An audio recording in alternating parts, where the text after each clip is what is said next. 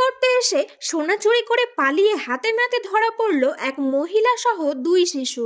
শুক্রবার দুপুরে চাঞ্চল্যকর এই ঘটনাটি ঘটেছে দক্ষিণ দিনাজপুর জেলার গঙ্গারামপুরের ধোপাদিঘি এলাকাতে। জানা গিয়েছে, ধোপাদিঘির বাসিন্দা নজমুল হোসেনের স্ত্রী বাড়িতে কাজ করছিলেন। সেই সময় ওই মহিলা 2 শিশুকে নিয়ে ভিক্ষে করতে আসেন। বাড়িতে ওই সময় সামনের দিকে কেউ না থাকায় ঘরের মধ্যে ঢুকে সামনে একটি বক্স নিয়ে পালিয়ে আসে ওই মহিলা।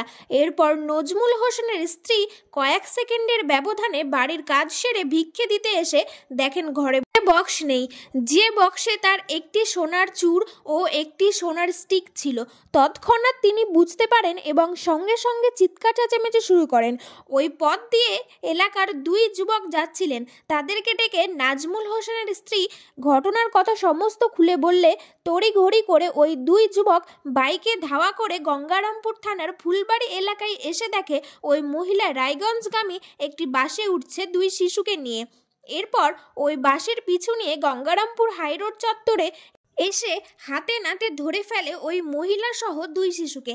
এরপর গঙ্গারামপুর থানার পুলিশকে খবর দিলে ঘটনাস্থলে গঙ্গারামপুর থানার পুলিশ এসে ওই মহিলা সহ 2 শিশুকে আটক করে গঙ্গারামপুর থানায় নিয়ে যায়। মহিলার কাছ থেকে ওই বাক্সটি উদ্ধার হয়েছে। এই ঘটনাকে কেন্দ্র করে গঙ্গারামপুর থানার অন্তর্গত ধোপাদিঘি সহ গঙ্গারামপুর হাইরোড চত্বরে ব্যাপক চাঞ্চল্যের সৃষ্টি হয়েছে। তবে ওই মহিলার নাম ও পরিচয় এখনও কিছু জানা যায়নি। পুলিশ পুরো ঘটনার তদন্ত শুরু করেছে।